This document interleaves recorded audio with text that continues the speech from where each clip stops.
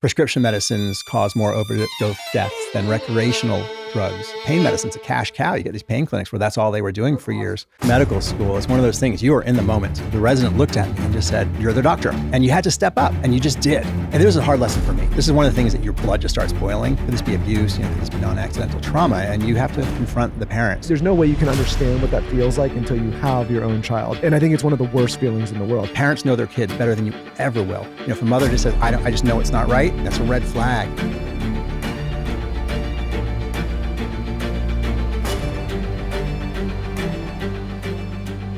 John, welcome to the podcast. Dr. John. I don't know what you like to be called. I have to give you a little backstory. So I have a irrational fear of hospitals. Like, ask my husband, I faint at a needle, vascovagal or whatever it's called. If we go to the hospital ever, even for something beautiful like childbirth, like we could go there. We're like good. We're there for. I won't touch the elevator button. I think I'm scared. She made me. This is like, people are gonna not like this, but I get home, I have a brand new pair of shoes. I'm looking for them. Like, where the hell did they go? She threw them away because she's so nervous. No, at the I'm too hospital. nervous. It's not that I'm like worried about like I'm just scared of hospitals. I can't explain it. I don't know. I'm scared. I don't like the fact of someone taking my blood. It just scares me. Anyways, I got served on Amazon your book, Playing Doctor, Part 1. And immediately I downloaded it on my Kindle because I am intrigued by why I'm so triggered by the hospital. So I started reading it and I could not put it down. It was light, but also gave you the juicy stuff. It also showed your life, which is super interesting, and just you sort of like fumbling through medical school and then residency and then actually being a doctor, which are Part 2 and Part 3. And I think I read your whole series in like, I want to say like 2 weeks. And then I harassed you on Instagram. I found you on Instagram and harassed you. And so here you are. Oh my goodness. Well, thank you both for having me. It is so amazing to be here because I've become a fan of your podcast. And to be here is, as I mentioned, just surreal. So I'm so glad you found the books. And when I realized, when you sent me that message, I can't even describe it. Just to have somebody you don't know reach out and say, I read your books, I enjoyed them, is, for any, I think, creator, artist, is to hear, not that I consider myself an artist, but no, but I mean, you're written. It was just so special to have somebody, reach out and tell that you suddenly feel legitimate, that somebody enjoyed them. And that's the only reason you write these books, is hopefully, for me, it was, maybe this is something that will entertain people. Maybe it'll be something that tells people about this world they don't know, because we've all had the experience usually with medical people, whether in a clinic, in a hospital. And believe me, when we walked out with our first child, I was grasping arms, like not letting him go anywhere near the walls to touch anything in a hospital. So it does. So it's not a totally irrational fear. Okay. Hospitals. So I want to sort of do this podcast like you've done the books. And I want to go back to Part 1 of medical school. You didn't really want to go to medical school. Talk to us about how you even got there in the first place. Yeah, that's, I think I'm certainly not the typical story, given I wasn't planning my entire life around, I want to be a doctor. I didn't grow up thinking I was going to be a doctor. When I went to undergraduate, when my career counselor asked me what you want to be, I said, I don't know. I just don't want to be a doctor. The idea of going to pre-med and carrying all these heavy books around just looked ridiculous to me. And where did you grow up, just quickly? I was born in New York, grew up in England, came back to New York, and wow. Now I live in Utah. And I was thinking I was going to go, I love the idea of writing. I started in college. I got into some screenwriting classes and acting and loved it, but I thought that's just a dream world. I don't know how anybody actually pursues this. This is a while ago. And I was thinking I'd go into law and just work on environmental issues, and took the LSATs, was going down that path, and was working at some law firms, intern years, in between college, and didn't think it was the path I wanted to go down. And so I had thought about medicine, just kind of off the side. Well, thinking, I can take care of athletes. These are something I enjoy, sports, go down that path, but never really took it too seriously. And it really was this moment when my advisor was like, don't just jump paths, figure out what you're doing. And then I went to, I was living in France, I was a ski guide, and this French doctor, who I couldn't really understand because my French isn't that good, basically was talking about Médecins Sans Frontières, going Doctors Without Borders. French is not bad. No, I was like, and he was like, hey, I get to ski with my daughter. And then, there's this other life. I was like, okay, that's great. And then, I could also do like community theater and do some writing. So it became this path. And I thought, well, let me go do this. But I hadn't taken a single pre-med class. So I had to go back to all my pre-med classes, had to apply. And it wasn't exactly what I was planning to do, but I thought this is going to be it's going to provide a good life. Good, steady income. So what happened? You say you hurt your head. I'll let you real bad. So I actually get into medical school, which is something they probably regret at the school all these years later, because I definitely was not their typical student. And so I was going on a mountain bike ride around 4 weeks before medical school is about to start. And the next thing I wake up in the hospital. I'm in a neuro ward. I'm seeing all my friends. In the movies, you have this like tunnel vision. You're looking all around, and I can recognize my friends. They're all looking at me. I can't really hear what they're saying, and it's kind of coming in and out. And I had a pretty bad mountain bike crash, and so I'm in there. And it was, I learned all these medical facts. I learned what perseverating is when you keep asking the same questions over and over and over, just on repeat, just going, what happened? Why are we here? What happened to my bike? What's going on? And so I had a bleed in my brain. So pretty significant injury. And I discovered I didn't have insurance at that point. I had like my med school insurance and my other insurance, which is another issue in medicine insurances. And I thought they overlapped. Turns out they missed each other. So the next day they said, well, the bleeding stopped. And I said, okay, I'm out of here. Took off. And for the next few weeks, which I don't remember very well, kind of my friends would take me for walks, everything really calm. And the day before med school, I go for another mountain bike ride, and super careful, like a little 5-hour ride through the mountains. And we're going back, and my friend's like, you don't need to go that slowly. I'm like, yes, I do. Got to be careful. And we get near the cars, and I finally just let the bike just roll down this nice clear path. And all of a sudden I'm upside down, sailing through the air, just ripped open all the scar tissue, slammed my head into a tree, and basically had another concussion, which basically you have what's called second impact syndrome. So if you get 2 concussions within a few months, it can be potentially fatal from the swelling. Luckily for me, it just caused some pretty bad nausea, but it just made my amnesia even worse. And that was the day before medical school. So I showed up, first day of medical school, covered in bandages, just bloodied gauze, and can't stay awake, can't think straight. And that was how med school started. So you got to spice it up a little. The whole thing was looking a little predictable. Wait, quickly on the head injury stuff. Can you heal fully from that?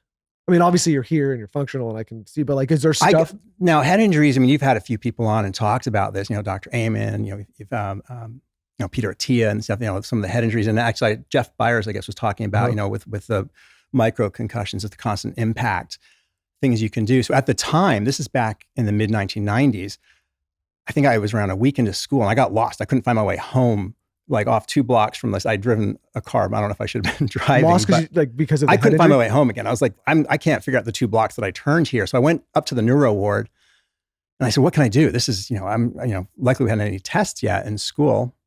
And they basically said, just takes time. It takes time. So I started my own protocol at that point, going, okay, I've heard, back in the day, fish was brain food. So I started eating fish because I didn't eat any fish. I started, I always exercise. So I figured that's good for blood flow. I started, mentally playing chess against myself. I would sit there and just play numbers in my head, counting up by 2s, down by 3s in a different language, just anything to get your brain working. And then the test started. And it was one of those wake up calls when suddenly school used to be relatively easy, like recall when you read something and you remember what it was, or somebody tells you something, you remember it. And that's what was completely gone. Well, because I was going to say, you got into medical school and like, I'm listening to you say that. And I was a terrible student. And I'm like, man, this guy's just like talking about getting into medical school easily. And I think for a lot of people listening, like, it's not easy to get into medical school. Right? Yeah. But for you, maybe it was. Well, I mean, I'm a little flippant about what it took, but like I said, I didn't even go. I went to undergrad not having taken a single pre-med class. So I came back and had to go take all the pre-med classes. And I realized I was just going to live at home and with my mom and take go to community college basically and the state schools. It's like, all right, all these people applying from top universities, I'm competing against them. So I worked my butt off to get top grades. And actually, it's mentioned in the book. I mean, I was like, I can't get a single thing wrong. I'd come home and study until 3 a.m. I had to get an A+, or not an A+, but I worked to get perfect scores every test, did all the extra credits. So they gave me an A+, and I'm in my first medical school interview. And the guy's laughing at me going, what are these joke schools you went to? Who gets an A+? That's not a real grade. And he goes, and guess what? You're white, you're male, you're not from in-state, you're not going to get in. How does it feel to experience reverse discrimination? And, you're trying to smile going, okay, that doesn't feel so great right now. And didn't get in, got waitlisted that year. So I had to reapply a year later, but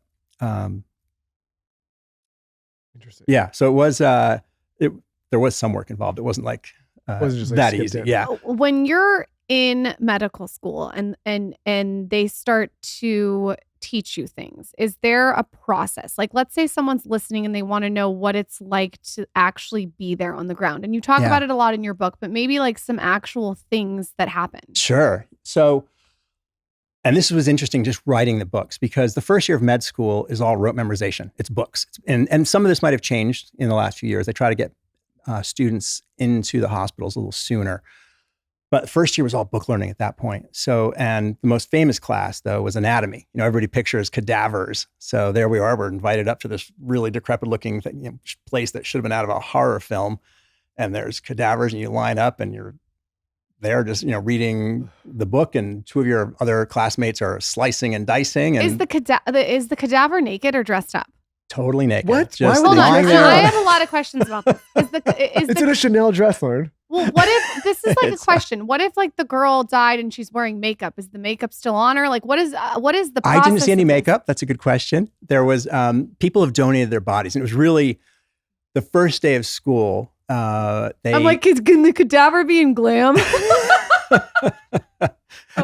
well, that was this is, you don't want to make fun of the cadavers because they were donated, but there was definitely a rush to get the skinnier cadavers, because you have the larger cadavers. It's a lot of fat tissue to cut through. So you got to see what different types of lifestyles left you with these cadavers. And again, this is the time when my head's not working really smoothly. That was my very first test, was anatomy. The lowest grade in the entire school or class at that point. I just remember erasing every single answer throughout the test. Going, nope, I couldn't remember anything. And that's when I finally went in and said, can somebody, I need to see a counselor or do something. I finally should tell you guys I've had a head injury and this isn't going so well. I thought there's no way I can't continue it at school right now. And I think, but the most thing, when you asked about, medical training, and the things people think about are cadavers and delivering babies. That's not until later on. So those first years, there you are, mostly book learning. And I remember a lot of students getting a little frustrated going, why are we learning about physiology? We're learning about cells. I don't want to treat cells. I want to actually treat the body. I want to do this. And then second year, you jump into more pathophysiology. Like, okay, here's an organ, here's orthopedics. Let's talk about the bones. Let's talk about the injuries that happen to bones and how you're going to treat them. Here's infections. Let's talk about all the different infections. Here's the drugs you're going to treat them. Here's what they are. So you learn all the actual medical. And like, you are downplaying how much work it was. It was like 7 days a week, all night. Like, you didn't have a life, it seemed like. No, but I think for people who are thinking about this might be the inspiration. Again, I think this is all of life. Anything you want to accomplish takes work. And Right. so when you're there, it was just, you accepted this is what you do.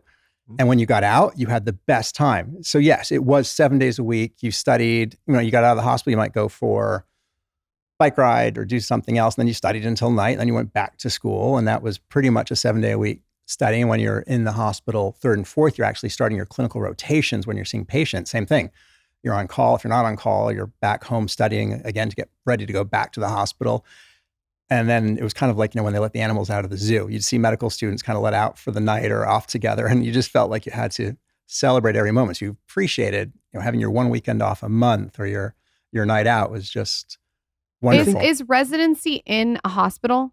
So typically, Wait, not residency. Sorry. Is school in a hospital? That's what I meant.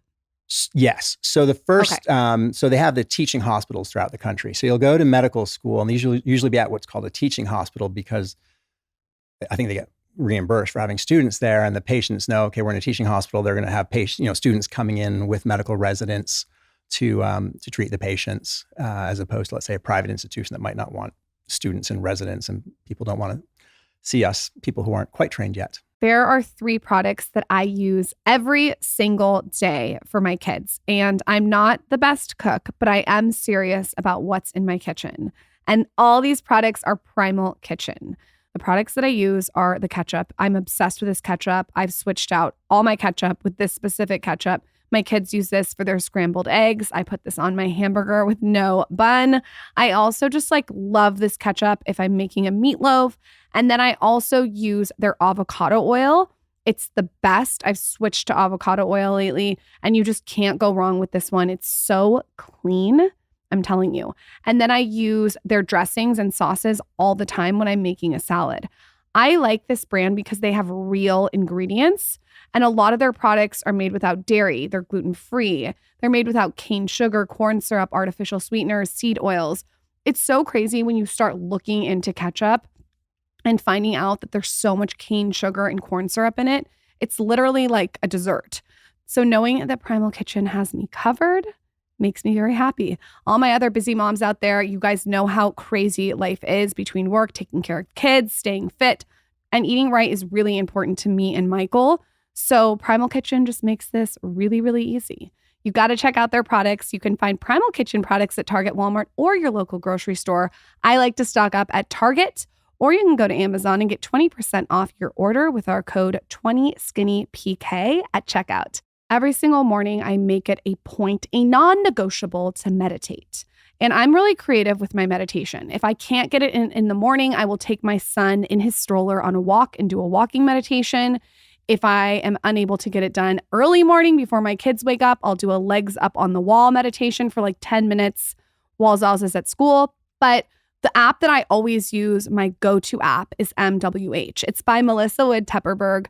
You guys know her. She's all over Instagram. She's been on our podcast 3 times. And her voice is just so soothing. She has a walking meditation. So I just turn on the one that's 16 minutes. Like I said, put Towns in the stroller. And then there's a legs up on the wall one that I love. And then my absolute favorite on her app is the 18-minute breath work. And she's like doing sound bowls. It's my favorite. You should also know she has workouts and nutrition and lifestyle content too, so you can strengthen both your mind and your body. I'm a fan of her workouts. They offer a blend of yoga and Pilates classes. There's a 7-day reset and renew program, and they also have a week-long nutrition program. Everything to make you feel your best. If I were you, I would definitely download this app. It's one that I click every single day. As Melissa says herself, don't trust me, try me. Visit melissawoodhealth.com and use code SKINNY at checkout. You get your first month free off your monthly membership. That's melissawoodhealth.com. Use code SKINNY for your first month free. When I moved to Austin, I immediately wanted a pair of chic cowboy boots. I wanted ones that were really well made, but also super comfortable. I don't like to be uncomfortable. And I wanted them to go at the right place on my leg and be super flattering. And my stylist, Emily, recommended Tecovas.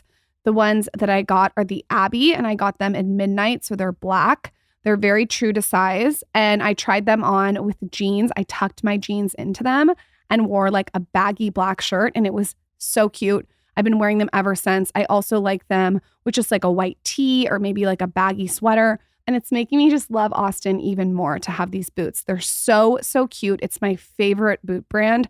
I've been telling all my friends who come here that are looking for a cute boot to go to Tecova. You can even go in the store. I think this is so cute, and you can get custom fitted, and they have like custom leather stamping or branding. And you guys, they have a drink. So while you're in store, you can have like a little cocktail. You can get your boots shined. It's just an experience. The boots are Austin designed and Texas tested, and they are creme de la creme. If you can't make it into the store, Tecovas delivers the most premium quality and most comfortable Western goods right to your door. Visit tecovas.com, that's TECOVAS.com, and point your toes west.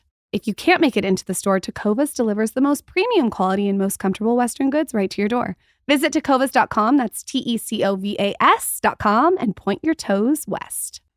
Remember when the residents came in when you were giving birth? That's okay. So in the book, I'm like waiting for the part where you say that like there's so many residents that are in the hospital. And you did explore that. You said like there's people that are performing things that they've never performed. And I'll let you say it more eloquently, but like I think you said something like the first time you had to cut something, like it's like they like kind of just throw you in. And that's probably the best teaching in a way, because there's no other way to do it. You can read about it all you want. You can practice on plastic models and things like that. But until you've actually done it, and again, I think this is everywhere in life, until you've made a mistake, you learn from when you don't do things right. In a way, you never forget those moments when you didn't do something right. And in front of the whole group, you've got these very intimidating rounds where it's the head doctor and the residents and the students, and you're talking about each case. And oh my goodness, if you made a mistake and they, light you up, you never forget those moments, and you quickly go and learn it. But the adage in medical training is see one, do one, teach one, which I think is applicable through all of life. Anytime you actually, see it and then you do it yourself, go, okay, but once you can teach it, you Then really you know. realize, okay, you know what you're doing. So yeah, those, I think well, for me, it's like, that fully makes sense. And I think how else would you teach someone without them actually working on a real patient? I just don't want to be the patient that people are learning on. Right? I know that's maybe medical students are what an asshole, but I want the guy that can teach it and put a master's class. So you want on to see it. them have a punch card when you come in. Let me see how many of these you've done. Yeah, How many lungs have you reinflated? And going back, we had these residents come in the first time Lauren was giving birth, and I don't think I've ever seen my wife snap faster. She's get the fuck out. Well, it's I just experienced that as a student. I can't be pushing a 7-pound baby out of my vagina and have people want to come in and learn about it. I know that's maybe really mean. I'm already so scared of the hospital situation that's not the place for me. Just if someone wants to come learn about our podcast, they can come in, but not in the hospital. I'm already too scared. She got really mad because she was crowning, and then I started signing autographs for them, and she was no, what you do? didn't. No, just kidding. It was, believe me, as a medical student, to walk into these women who are there to determine if they're going to be delivering and go, hi, I'm a medical student. I need to check your cervix right now, was not the most easy thing to learn to say. I mean, there's no real graceful way or polite way. And the first time you had to do it, you walked in and you did it, and you go, they're about to kick me out. I know this.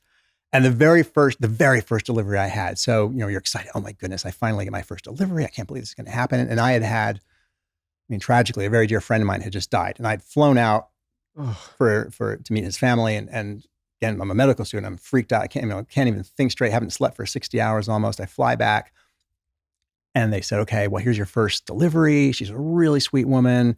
It's great. She's really close. Go ahead. She speaks English. A lot of times you have non-English speakers. So I walk into this room, and this woman seriously looks like she's like the Tasmanian devil. She's standing there with this muumuu, and she's like, who the fuck are you? I'm John. I'm the medical student. Get the fuck out now. It's like, okay. And I just turned tail and ran. I was like, that was, she was really close to delivering, did not want to see a medical student at this point. Do you have to deliver in medical school? Is that a requirement to get through? Pretty much, yeah. Okay. And the residency I did a family practice residency, and we had 6 months of OB, which I really enjoyed. OB it's really... People are happy there. Yeah, in general. And when it's not happy, it's really intense. And I think that's a really important thing about medical training. And, people who are thinking about medical school, it's one of those things, you are in the moment. You are fully, when you are there, you cannot think about anything else. You are so focused, in certain practices for sure.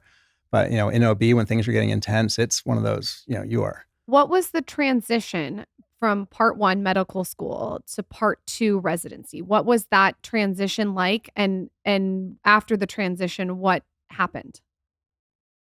So in medical school, and certainly mine was an extreme case, to go from, your memory not working to trying to just pass school, and you go in, you're seeing patients, you're seeing, clinical work. And the transition is almost seamless. You finish medical school, and July 1st, residents across the country start working in the hospital. Okay, and so you don't want to go to the hospital in July, especially Michael, explain what residency is if you had to put it in a box for him, because do you know what that is, honey? Well, isn't it when you don't you partly live at the hospital during that time? Don't you? That used to be, yeah. That's why it was called residence, because you actually lived at the hospital.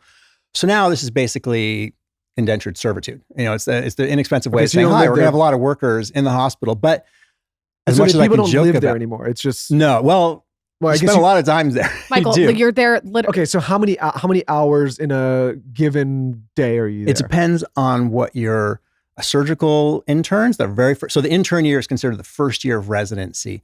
And if you're in surgery, you might be living there. You might be there 120 hours a week. I rarely had 120-hour weeks. I had some weeks where I worked 120 hours. A lot of them were probably 60, 70-hour type weeks, sometimes less, depending what rotation you're doing. You might be doing what's called an outpatient, where you're maybe working in a pediatric, doctor's office. But if you're in the hospital taking call, it might be every third night, or when I was working burn units, every second night, you might go home for a few minutes. They get a call. You got to go back to the hospital. Oh, tell me if I'm wrong. I heard burn unit is like the worst to have to. I had no desire to go into it. And the woman I was dating at the time, she was one of the top students ever in the history of the school. She's just, super smart, worked tremendously hard. And she said, John, you need to go do this. You're going to learn how to do procedures. And as you said, Lauren, what is it like to be thrown in? So the very first day I show up and there's usually a resident and then there's an intern, kind of the beginner one. And then there's the medical students. And there was no intern. He had something else going on. So the resident looked at me and just said, you're the doctor. That half of the burn unit's me. That half is you. Take care of the patients. And you had to step up, and you just did. And that's when you really learned, okay, he said, here's how you're going to put a central line in. You're suddenly going to cut this guy's neck and feed this line down into his heart. And you're hearing horror stories of residents who maybe fed it in too deeply and it hit the heart and put the patient into a coding situation. So you're really careful. And the burn unit is one of the places, like you said, it can be really tough to work in because of the patients you're seeing there. But at the same time, it's for doctors, it's unbelievable training because you have to think of every single organ system. When somebody's in the burn unit, they have so much wrong with them that you just. When I think of the burn unit, I think of someone that's like they've been lit on fire. But is that what is?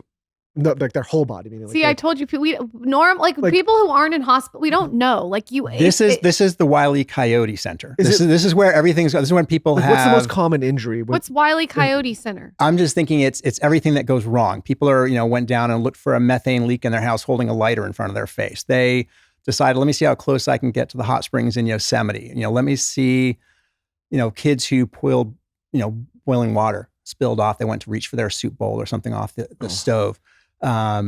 It's a mix of all the things that can go wrong, unfortunately, meth labs blowing up in people's face, that type of thing. And the single worst one, which I talk about in the book, the single worst case we had, it's a little warning about overtaking antibiotics, was this girl who had a virus.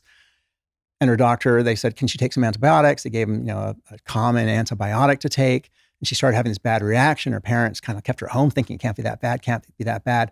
And she ended up getting something called TENS, which is basically your skin starts sloughing off, her organs started sloughing down. It looked like she'd been just dipped into her whole body into a huge thing of boiling oil. And you said the reason in the book that she got that is because you say he needs to hear this story, is because her mom accidentally gave her a warm bath thinking it would relieve the rash, right? So they tried some naturopathic treatments at home, and it was a really horrible story, just because she was this beautiful, beautiful woman who was, a singer and had this great family. And all of a sudden to see somebody who then was basically ended up needing bilateral lung transplant. So again, it was just that warning of antibiotics have side effects. You got so if someone's listening and they're on antibiotics or they have a kid on antibiotics, you don't want to give them a warm bath. Is that like the message? No, it wasn't so much. It was more the time they waited was really to bring her in. Yeah. So if people are having a reaction, that's what the doctors are there for. They want to hear from you. Anytime you have something going wrong you're not sure about. And that's one of the, I had certain pearls, things that you learned throughout medicine. And certainly for me, it's something I passed on to all the residents I taught. Anybody I taught was always, listen. You have to listen. You have to listen to your patients. If a parent tells you they're coming back in for a reason, they didn't think the other doctor listened, something, that's a red flag. Parents know their kids better than you ever will. If a mother just says, I just know it's not right, never blow that off. Parents know their kids. When someone's on antibiotics and they get a rash, you think they should go right to the doctor because they can get that reaction? It's worth a call. I don't think you need to go in all the time because you can have mild little reactions that start just, like one localized area. But this was a full body. Certainly if that happens, yes, you want to stop right away. Any kind of severe people reactions. Sometimes they wait to go because they're trying to do holistic things, but it's like if it's from antibiotics, and it's a full body, you want to go to the doctor. Yeah, and that was a rare case. That was one, that was a really, really rare case. That's something that needed to be treated right away. I've seen other patients with that same syndrome, and as long as they were treated right away, everything turned out okay. So back to the residency, when you start that, how long does it, how many weeks, months, years does it take with those kind of hours? And also walk us through, it's so cool how you got to go to talk about how you get to go to each thing. Yeah. So in medical school, you get exposure to a whole bunch of different options of what you might want to do in your life. And the two big factors when you're thinking, once you're in medical school, are you going to become a medicine doctor, which means anything non-surgical, or a surgical doctor? So surgery is general surgery or orthopedics, plastic surgery, ENTs, and internal medicine, pediatrics. When you're taking care of people without actually doing surgery, these things are considered medicine. So medicine versus surgery is a big difference. But as a med student, you go through each of these. You get a chance to see all of them. And then when I did a family practice residency, same thing. We're doing months on the OB ward. You're working with the surgeons. You're spending another month in the ICU. You're spending another month doing, let's say, an outpatient sports clinic type thing. So you really get a lot of different exposure. Now, when you're a surgical resident, and this is usually residencies are 3 to 5 years, and you apply in med school. You basically go and interview at different residency programs, and then you apply. And there's some crazy match system where you put who your top choices are, and the match programs put who their top students are, and some crazy number comes out and spits out, and everybody on match day is supposed to show up and find out where you're going to go spend your next 3 to 7 years. So it really depends what you're doing. If your family practice for me was 3 years, it's one of the reasons I chose it. Surgery is usually around 5 years. And then people might do a fellowship on top of that and go into something more specialized, pediatric surgery or plastics. And then they do more training on top of that. So it's a while. You're there for a while. And all the buckets, there's the burn bucket, there's the OBGYN. What else are all the ones? So usually your third year, it's kind of, these are the ones you must do. So you're gonna spend months just taking care of patients who have been admitted. That's internal medicine. Usually you have time on the pediatric ward, and you have time in the ER. You have time on the surgery ward, usually general surgery. And then you have some electives. So burn unit was an elective, orthopedics was an elective. The OBGYN usually is medical students. You're mostly doing OB, the fun part, the delivering babies. Later on, you might do the GYN, which is more. Who's like the Rolls Royce? Like who's like the ones that like think they're like the A team? Is it the surgeons? Like who's like walking in with the like? You're gonna get me in trouble here. No question. Well, the reputation would certainly be surgeons are the coolest guy in the hospital. The surgeons are kind of the cool team they think they are, and certainly you get into the orthopedic surgeons are usually these complete overachievers. This is like Eric Hyden lives in our town. Okay, you only won 5 gold medals, you rode in the Tour de France, now you're going to be an orthopedic surgeon. Sure. You're just a complete overachiever, make the rest of us look like chimney sweeps. So the surgeons have that reputation. But I think when you're a med student, everybody makes you feel intimidated. The cardiologists certainly have a reputation of being brilliant, smart. But it's... One thing that struck me in your book as a mother now was the first time that you went in the pediatric unit. I mean, every single mother's worst nightmare is probably having to go to that unit. What was that like for you the first time that you entered that area? Well, it's very different now that I'm a parent, how you see that and the experiences you have of wanting to be in there or not, certainly post-COVID. You put on a doctor's hat. I think you have this moment where you're at least I was, you're very objective. And the pediatric ward is crazy. For some reason, I was there during the winter months when you have this RSV, which is kind of becoming really popular now again. It's coming around. Yeah, it's big time right now. And I think I wrote about it in the book, but I think I burned my pager's batteries out multiple times because you're just pagers going nuts. It's just everybody's calling you, get up to this floor, get up to this floor. This patient, patients are just pediatric patients throughout the hospital in the hallways. So it's a very intense time period. And it's so hard because pediatrics is so different than adults I shouldn't say that. I think one of the biggest things you learn in medical school is how to get patients to answer questions. You have no idea how difficult it is to get somebody to just answer a yes or no question. Talk about that. You talk about that in the book a lot. Talk about that. Oh my goodness. You'd think it is the most straightforward thing in the world to walk and say, you walk in the morning and you have to interview every patient every morning early. If you've ever been in the hospital, you're like, who are these people coming in at 5 a.m? It's usually the residents because they have to write notes that they then have to present.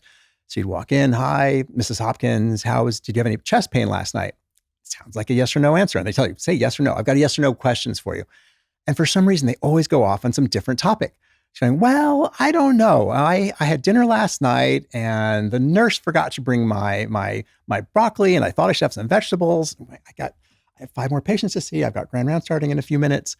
And they just start rambling on and on. You're going, okay, you just start skipping questions.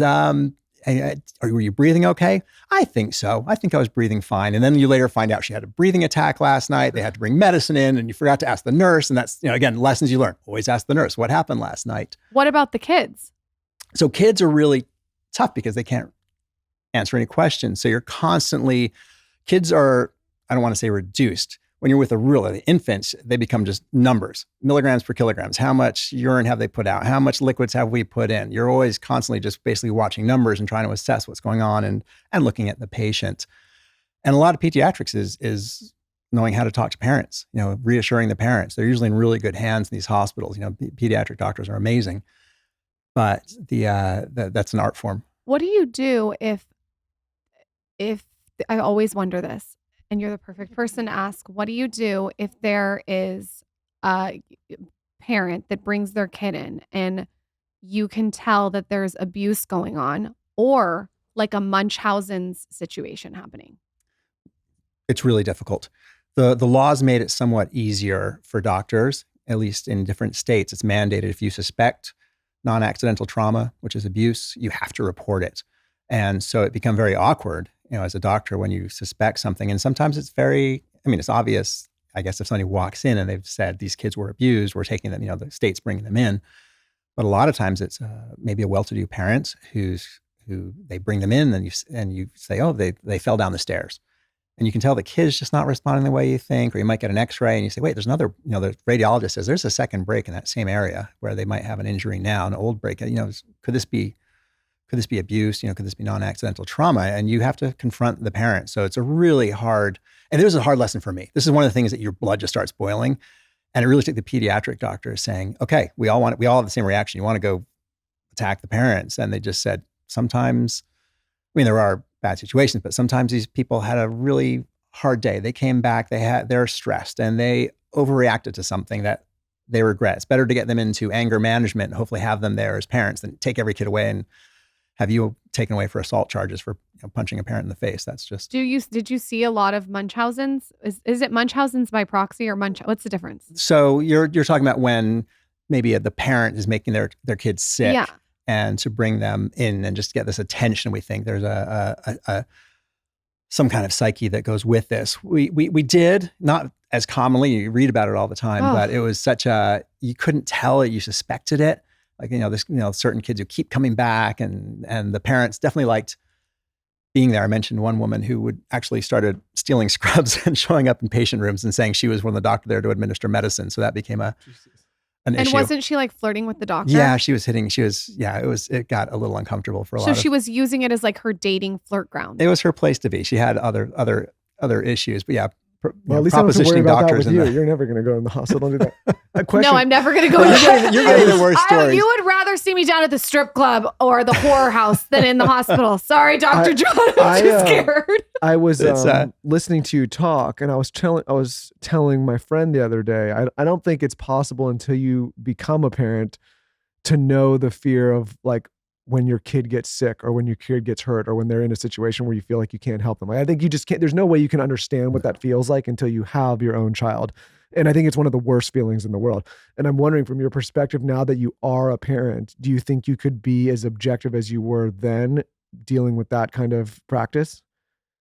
Yes and no. It depends what role you're in. And when you're in the medical role, you really go into an objective place. And I wish I could allay all your fears, because as much as my stories are some of the highlights and the things that were entertaining, I mean, the people that work in hospitals are so dedicated. And I mentioned this in my intro and the beginning to the books, because I know I'm being flippant in a lot of the pages, and a lot of it's my own frustration with myself. I mean, the people that work in the hospitals are the most caring people you can imagine. I mean, I've just seen so many people, residents, attending doctors who they just don't go home. They're like, they know it's time to go home. They're just this patient's not doing well. And they will just stand there for hours staring at just vitals, trying to think what else can be done. There is so much dedication into taking the best care of every patient. So as much as I might joke, certainly the message is these people, it's amazing how hard they work and how much they care. At the same time, for me as a parent, certainly when my kids we've had one who had a mild procedure and we were in there going, this is really minor. This is so minor, he's going to be in and out.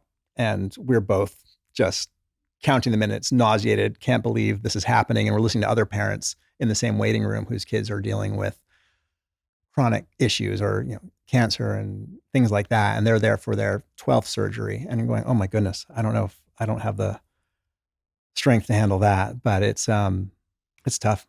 This parenting gig, man. Oh, it's a lot. Yeah. As a parent, Michael and I, whenever our kids get sick, we freak out like everyone does. I'm ordering fucking on Postmates like a blood pressure machine. I don't even know how to take I have no idea what I'm doing. I order a blood pressure machine. I got the oxygen thing that's like the little like bunny that you put. Right. I have no idea what I'm doing. I'm gonna text you next time, I'll message you. I'll voice note you what's going on. But how do you know, or what are some things where you should take a child to the hospital? Like, what's your like Dr. John's list? You got to go to the hospital. You know what I'm craving, Michael? What are you craving, Lauren? I'm craving a Heineken 00. Thank God I had some in the fridge. Let's have a little sippity sip. The best thing is it's dry January right now, but that doesn't matter because we're having a Heineken 00 with 0% alcohol and all the Heineken great taste. That's right, Michael. It has 100% taste, but 0.0% alcohol. Made with top ingredients, world-famous Heineken quality, and premium taste without the alcohol. This is so ideal as an alternative to juice, soda, sparkling water. There's nothing more delicious than getting a nice, cold, crisp beer out of the fridge with 0.0% alcohol. Many people are following our lead and kicking off dry January, eliminating alcohol from their diet this season, but they still want to have that beer in their hand at that dinner party. Well, now you can have one with Heineken 00. Amazing Heineken taste, but 0% alcohol. Here's what's fun too. Let's say you want to go work out and have a drink. Now you can. Let's say you want to go to a Friday night birthday party and wake up for an early morning run. Now you can. Let's say you want to do a work lunch presentation in the afternoon in the middle of the day. Now you can. That's right, guys. Heineken 00, 100% taste, 0.0% alcohol, and only 69 calories. Now you can. Click the link in the show notes to buy now. Must be 21 plus to purchase. Please enjoy Heineken responsibly. This is the year, everybody. This is the year. It's your time. It's my time. It's our time. And to kick off the new year right, let's talk about Symbiotica, one of our favorite partners, our go-to supplements that we use to feel great, look great, all the things. I specifically today want to talk about Symbiotica's magnesium L-threonate and their glutathione. These are products that I take every single day. I take their magnesium every morning in my coffee. If you're not familiar with the magnesium L-threonate from Symbiotica, it's a liposomal delivery, which means your body can absorb the nutrients much faster and more effectively than any other traditional methods because it's in liquid form. It's much easier to take than a pill. It also tastes amazing. It's a vanilla creamy flavor. This will be a game changer for you. The magnesium L-threonate crosses the blood-brain barrier and is just going to make your mind feel right and just all around make you feel better. So many of us are magnesium deficient, like we've talked about on this show many times. Also, one of my other favorite products is their liposomal glutathione. I've said many times on the show that I think Symbiotica's glutathione is the best on the market. If you haven't tried glutathione, some of the effects from taking it are supporting your gut health, supporting detoxification, enhancing skin health. I'm absolutely glowing, and combating premature aging, which we all want to do. It's definitely been critical for our overall wellness routine. Their subscription service is risk-free, and you can modify or freeze it if you need to. Plus, you get exclusive discounts, perks, and access to their community. It's so easy. To check it out and start your subscription today, you can save up to 15% off your subscription with our code SKINNY. Just go to Symbiotica.com and use code SKINNY on your subscription order for 15% off. Again, Symbiotica.com and code SKINNY. If you're in the market for a used car but dreading the hassle on top of wondering if you're even buying a quality ride, you need to check out Vroom. I've been shopping on Vroom.com and they have thousands of cars and trucks to choose from, all with delivery straight to you. I've been shopping on Vroom.com and they have thousands of cars and trucks to choose from, all with delivery straight to you. I found a Ford F-150 that I really like, but they have all the popular makes and models, so it's hard to pick a favorite. All vehicles on Vroom.com go through a thorough inspection and reconditioning process and come with a 90-day limited warranty. They even give you 7 days or 250 miles, whichever comes first, to make sure you love your new ride. And if you don't, you can return it. Not only can you buy your car or truck on Vroom, you can sell or trade in your old ride too. All you have to do is provide a few details and they'll give you an offer in as little as 2 minutes. They'll even come pick it up for free. Vroom is the better way to buy and sell cars, and that's exactly what their customers are saying. Like Timothy, who said, great cars, great shopping experience and app, great service all the way through delivery. Check it out for yourself and find your next ride on Vroom.com. That's Vroom.com. They even give you 7 days or 250 miles, whichever comes first, to make sure you love your new ride. And if you don't, you can return it. Not only can you buy your car or truck on Vroom, you can sell or trade in your old ride too. All you have to do is provide a few details and they'll give you an offer in as little as 2 minutes. They'll even come pick it up for free. Vroom is the better way to buy and sell cars, and that's exactly what their customers are saying. Like Timothy, who said, great cars, great shopping experience and app, great service all the way through delivery.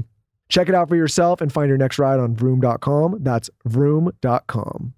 Well, the first thing I tell every parent, because I'll get calls from friends or from other people saying, hi, what do you think? I said, if you're concerned, go in. I mean, every doctor will tell you if a parent is concerned, and again, if they're feeling warm and they look fine, or it's a runny nose. And I've had plenty of people who came in with runny noses and you're going, my kid's had a runny nose. He never gets a runny nose. I'm like, okay, I don't know what I'm going to do. It's been 20 minutes of a runny nose, but let's, at least listen over, make sure there's nothing going on. But anytime you're concerned, if there's something you're concerned, any doctor wants to see you. They want to know what's happening, because if you're concerned, it's something intuitive that this isn't right. At the same time, I mean, the most common things we look at with kids are certainly high fevers, anything over 100 and there's no specific number. Fevers What go up and would you down. take your kid with a fever? Like, when are you going to the hospital? What fever? If they're getting over if they're getting up to 103, I might be going, okay, I'm going. And I know a lot of people, anybody listening who's doctor, like, no, it's this, it's that. I'm just giving a rough range of, it depends how they look, because they might be totally fine. They're just hot, and you give them a little medicine and the Tylenol takes it down. Well, it's probably okay. It's when fevers stay up despite the fact that you maybe tried a little Tylenol. It's if they're looking lethargic, if they can't, younger kids, if they can't drink, if they're not eating, boom, that's a sign they're going to get dehydrated so quickly. What Kids, about like the lungs and the oxygen? That's the big one. Yeah. Okay. If kids are breathing quickly, by the time, again, it's really hard to assess, even for doctors. So I think you have to go by that. Something's not right. They're breathing really hard. I'm talking with infants, when you can see retractions, you see them using their ribs, they're using other muscles in their necks. They're not just breathing, and they're breathing too quickly. They'll wear themselves out. And that was an emergency situation. So these are a reason any doctor would want to have you call, say, hey, this is what's going on. And they're going to say, bring him in. Let's check him out. In your part 3, you talk about a lot of the patients that you start seeing as a doctor in different areas. And one common theme is people's obsession with prescription drugs and the ways that these people will manipulate the doctor into getting them prescription drugs. And these ways are creative. They're resourceful. These people are coming to the ER. They're lying. They're using different names. Can you talk a little bit about that? Yeah, it's they've really tried to crack down in the last few years. But I think I joke about the fact that there's, there must be an idiot's guide to getting medicines in the ER, and we're talking, say, prescription drugs, usually controlled substances. So you're dealing with narcotic pain medicines or sedatives, stimulants, and there's a big market for them. And that's what you saw. And I got to the point where you could almost be in the lobby of your ER or urgent care center. You could look out and see somebody walking in and almost know what they're there for. There was times you could almost say, I already know exactly what I'm going to diagnose them with and what I'm going to treat them with. You could just become that intuitive. But pain-seeking medicine, pain-seeking patients, there was these red flags. There's always these red flags that would go up. So they're coming in for back pain. They're coming in for a kidney stone. There are these kind of common ways that you could basically, or a headache. Because you can't say, no, you don't have a headache, or no, you don't have back pain. So those are kind of the flags that go up. And then, unfortunately, all the people that have legitimate back pain or headaches then have to be put under this scrutiny. And there was almost this ongoing, you just have the same conversation every day. So, you figure out that they want something for the pain. So have you taken any of this pills before? No, I never take pills.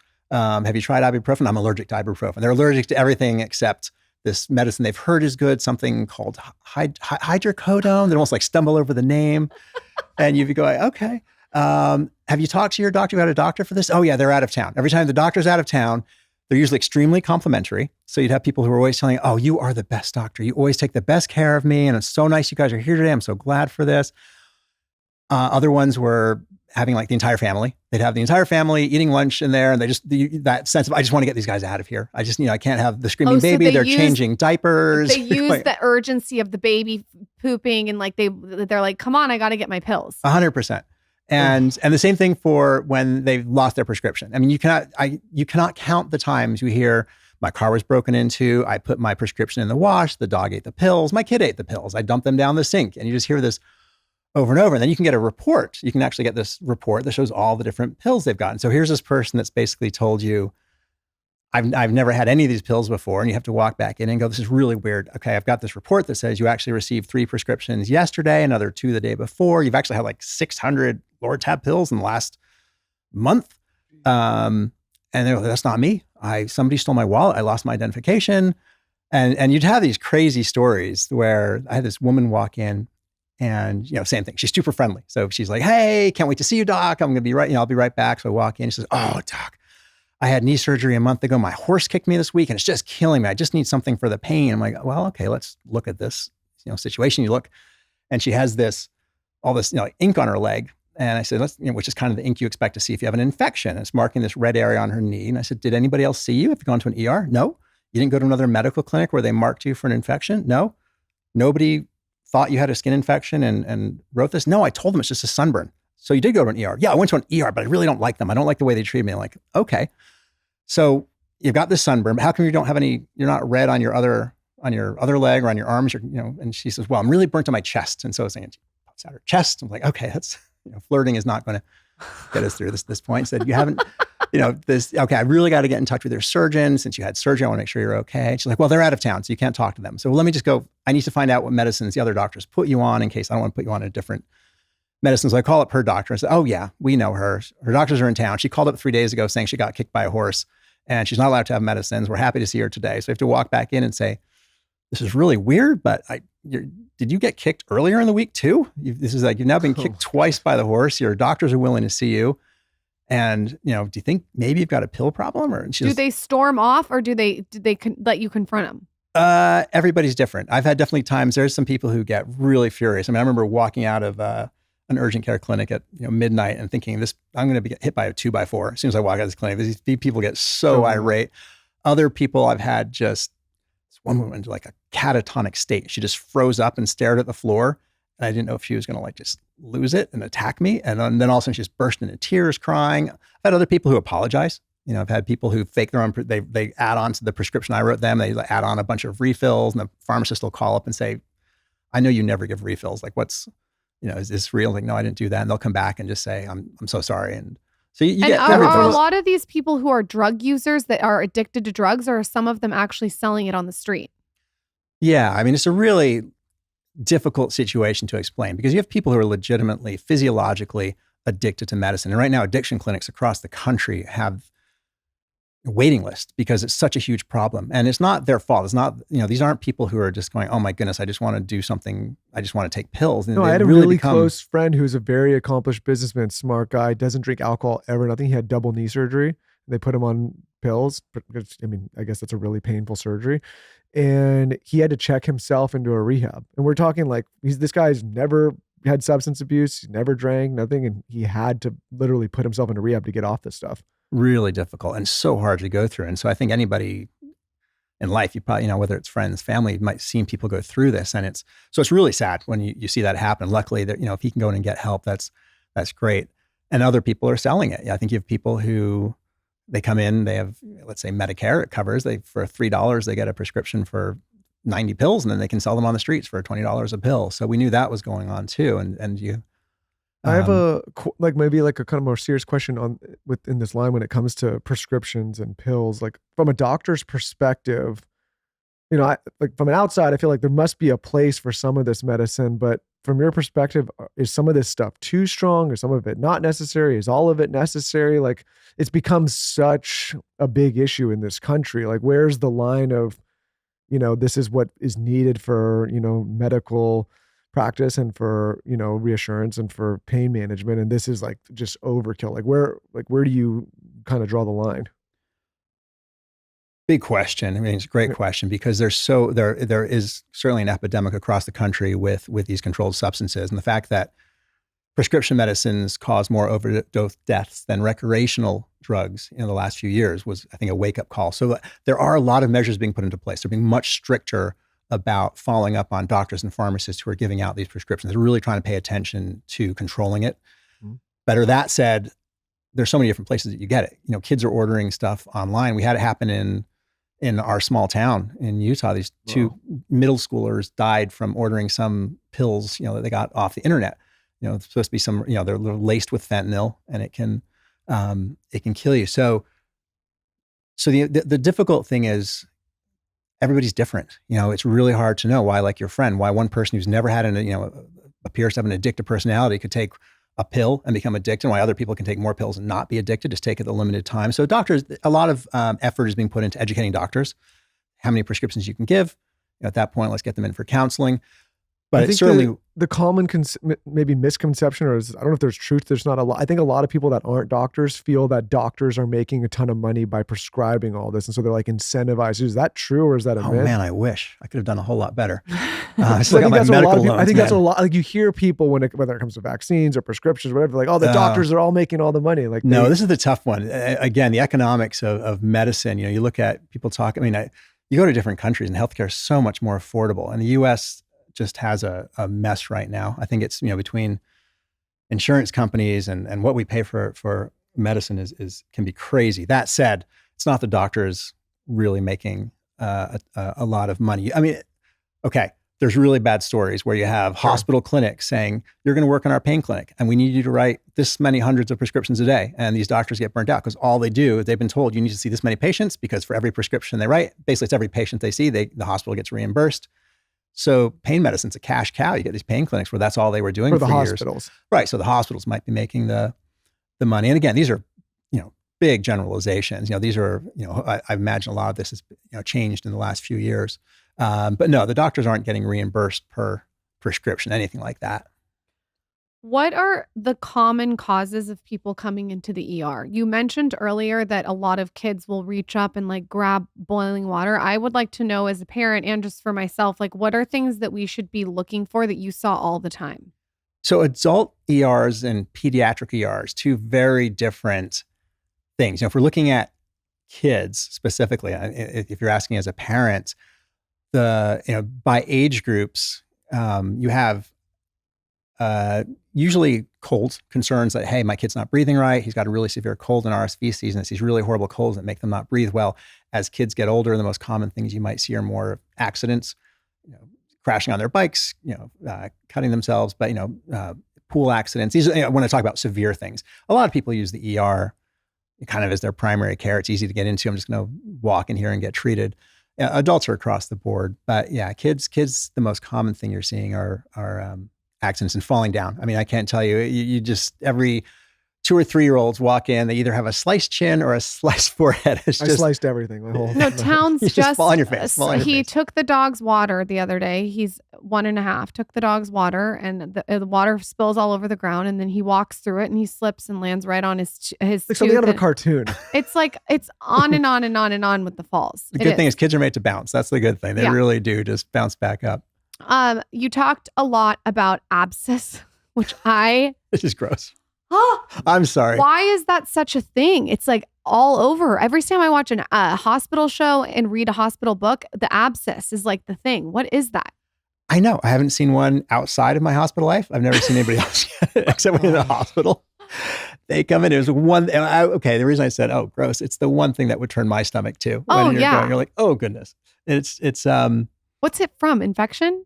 Well, certainly you'd see a lot in, let's say, on the arm of drug users. And at the time, there was a lot of this methicillin-resistant Staph aureus. MRSA was really common, especially from hospitals. You just get it could be from anything. You'd get it from a hair follicle got infected and it turned into something nasty. So again, maybe they waited too long. Taylor, you better be listening right now. Not Carson, our producer. Our other producer, Taylor, has real bad razor burn. I bet you he has abscess all around his penis. You better go get that checked out. Oh, the things we're seeing. I would love to know, because there's a lot, I'm sure, of nurses who are listening. And I think nurses need to, I would love for you to just speak on the energy and good vibes that nurses bring to the whole equation. Oh, certainly. Nurses in the hospital setting, they almost run the show. They're the ones that are on the floor. So doctors might be running back and forth between different floors, different patients in the cases. Nurses are amazing. That's, like I said, one of the pearls you learn if you're smart is ask the nurses about the patients. They know the patients better than the doctors do because they spend so much time with them. So this absolutely essential, amazing part of the workforce. And at the same time, you might have, let's say, a surgical nurse, and they all they do is work in the OR. So a lot of friends of mine who went into nursing school, I think they have an amazing experience because they're doing so much of the medical care themselves. And you commonly see, I think, on TV shows, there's a little bit of a cliche of, oh, the doctors are the hotshot residents thinking they're going to boss the nurses around. They're really quickly put in their place, because, and just like doctors. Sounds like marriage. Yeah.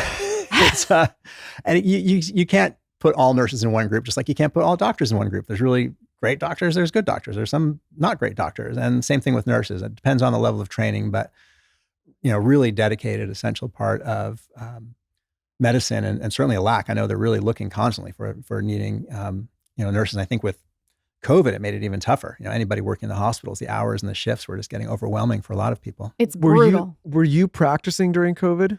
That's right when I stepped away. It was almost to it was end of 2019. I'd really cut down my time and decided to leave fully. And then 2020 hits, and I'm thinking, oh my goodness, I need to volunteer and just let people know. So I bought a bunch of medical supplies and just thought, okay, if anybody gets hurt, they can come. I can sew people up. I can do things, and so they don't have to go to the hospitals. They don't need to bother the hospitals that are just so in your busy. Community. Yeah, and even when it was hitting New York, I'm like, oh, do I need doctors to come to New York? And then you've got 3 kids, and you're going, is this, if I start working in the hospitals again, is this, I'm going to bring this back? And so I knew if it where we were, it never got as severe as it did in some of the other states. So I didn't have to make that decision. And when I'm looking at you and you look like a physically fit, able guy, you're able to, I'm wondering why you decided to step away at the end. Mostly time to move on and wanted to be doing something else. I'd practiced for 20 years, and my interest has really been, I love writing. And I walked into another job that had using medicine as well, but not working with patients. So it was just kind of time to move on. And as you mentioned at the beginning, it was something that I did, but always had a question in my mind. It wasn't, when I was writing, I love sharing these stories. The way I got into these stories was basically writing emails to friends back before blogs existed. It was back in the late 90s. And I'd send these email blasts out when I was on call at 3 a.m, just this crazy stream of consciousness that would leave my friends asking, are you breaking into the pharmacy or something?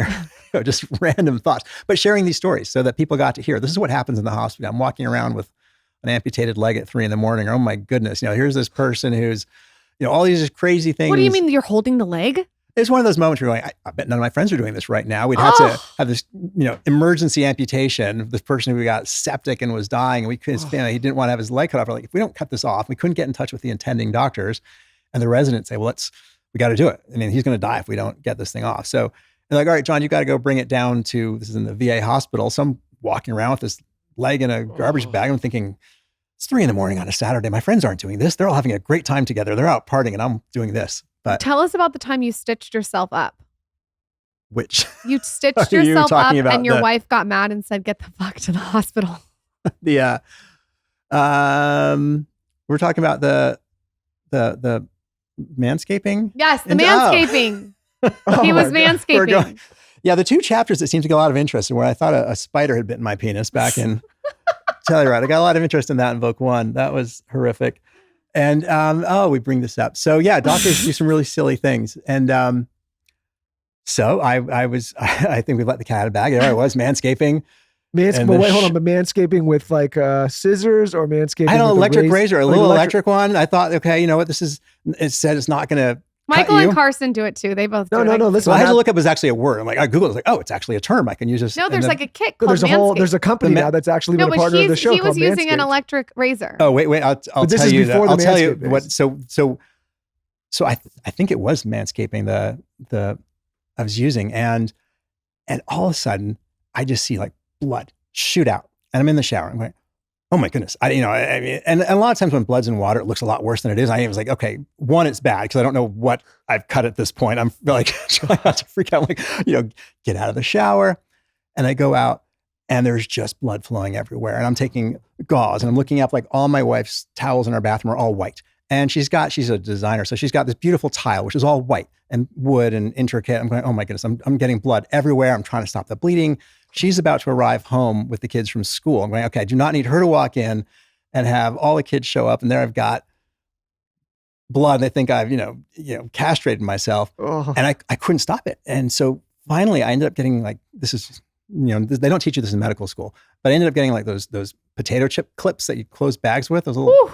and I clip it Oof. onto my scrotum. I'm going, oh my goodness, I'm Oh. in so much pain with this. Wait, so God. this was on the, I'm going to use just like this is on the ball sack. This is on the right? ball sack. Yeah, we're on the ball sack. I can't see it yet because there's so much blood. I can't see what it is yet. Oh. And I'm going, there's no way I'm going to the emergency room at this point. I just figure if I just clamp it, it's going to stop. Also, they're gonna be like, "Hey, John." Oh, and I'm going, and so I've got. Hey, Dr. John. This is definitely not going to walk in and do that and have to explain that. Yeah, there are some downsides to knowing people in the medical community.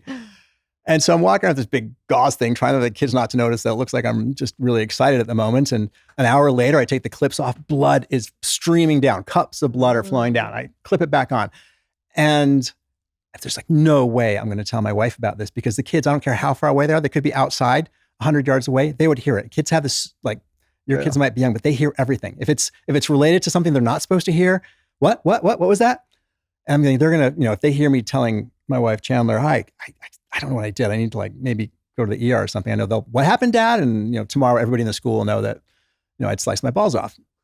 So I finally see that I see this cut and the kids, I don't know, it's probably around midnight. It's around 6 hours later. I'm finally going, this is so painful. I can't keep doing this. I can't keep the clips on. It's not slowing the bleeding down. I don't know what damage I'm doing. And I can't let it keep bleeding because I'm seriously going to just end up bleeding to death. It's going to be like one of those suicide things where you just, open your veins and just bleed out in your bed and they think it's some weird. Terrible way to go. Death by cut nutsack. Exactly. And then the kids will have to deal with that for the rest of their lives. It was a bizarre thing. So I finally I found an old suture kit and just decided I'm going to sew myself up. And it was like the same thing. I was like, I just had to sit down, blood's pouring out. And I put the stitch through and all of a sudden I realized in the last few years, I'm in my 50s and my vision has gotten a little worse. And all of a sudden I go, I can't see a thing. I can't see between the blood coming out, this tiny suture thread. So I have to like go waddling out into the room, find my readers, come back, trying to get some light on it. Oh my God.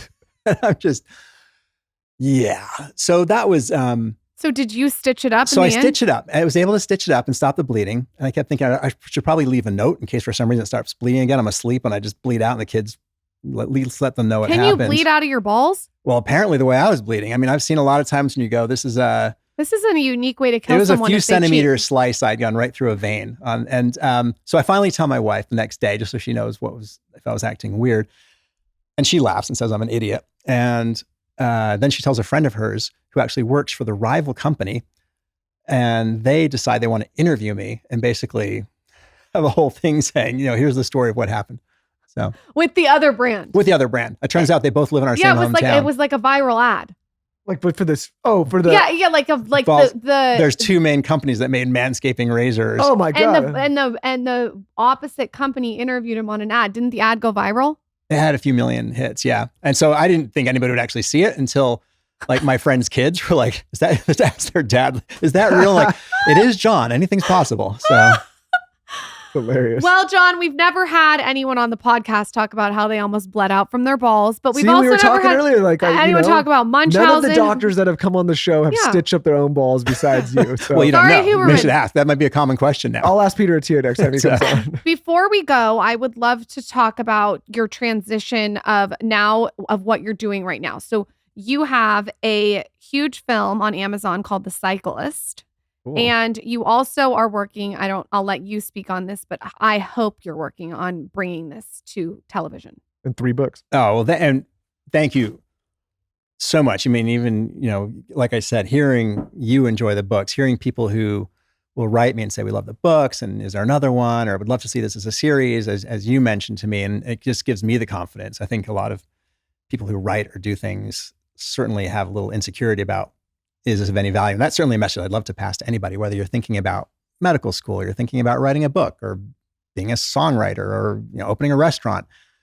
Just do it in life. That's the difference between everybody and the people that have things out there, is just making that decision to go out and take the time and do it. Because there's so many reasons you don't, including myself, where I would write these and think, there's so many books out there. There's so many better writers. There's so many people who've written about medical things. And then I heard this woman saying, yeah, but what if you had your favorite restaurant? What if they never opened it because there's another pizza place and they figured they're never going to do it? So there's always somebody you might find your niche. You have something to say and people want to hear it. And so for me, I love the transition to writing. I've been working on a lot of scripts over the years and hoping to make more films. The first one was a great learning experience. It was kind of my, true independent film and great experience for Film School 101. And, maybe your inspiration saying this should be a series might be the motivation that kicks me into it. So I've been outlining the ideas how this could be a series, not make it about me, but make it more about that whole medical training. Because I think as you mentioned, I think a lot of people are curious about what really goes on in medical school and this training and and that level of what really happens. And it's a really exciting experience. As much as I can joke about it, there is a lot of laughter in the hospitals. I think anytime people have had bad things happen, you overcome it with a lot of laughter. So there's a lot of camaraderie, there's a lot of hard work, but it's a really great experience. I will say I've read a lot of books on hospitals because I am so intrigued because I'm so scared. And this is definitely my favorite series, my favorite book. I found it to be like so informative, but also lighthearted and digestible. And I can recommend everyone should go read his books. They're so good. They walk you through the whole situation. There's lots of funny stories. There's also intense stories. And I just think you did such a beautiful job, which is why I stalked you on Instagram. Where can everyone buy your book, support your film, and find you? Oh, well, thank you so much. And the books right now are available on Amazon. I'm about to start the audiobook, and I think I'll try to get more of a wide release for all of these, so they'll be available in all the common places. But right now, on Amazon, and certainly if anybody reads them and share them with your friends if you like them. If you don't, maybe don't say anything. The reviews are amazing. I was looking at the reviews. You got some good reviews. I don't read reviews because you got thousands and thousands of 5-star reviews. That's hard to get. That's not easy. Well, I need to be a little bit better about the social media aspect and getting the word out there. But it's when I do more, you can come on more podcasts, come do more shows. Michael, your finger's in my Instagram post. It looks like a scrotum after that story. I've had enough. Should I put my scrotum on the table? Where can everyone find your Instagram? One more time. John Lawrence Writer. Perfect. And I will post more. I'm going to. Yeah, post more. And the film is also on Amazon. It was kind of became a bit of a generic story, but went to a few film festivals, which was really great experience. And on to the next one. Awesome. Playing Doctor. John Lawrence, thank you for coming on the podcast. Thank you so much. Appreciate you. Michael and Lauren, this is amazing. It's such a treat. Thank you.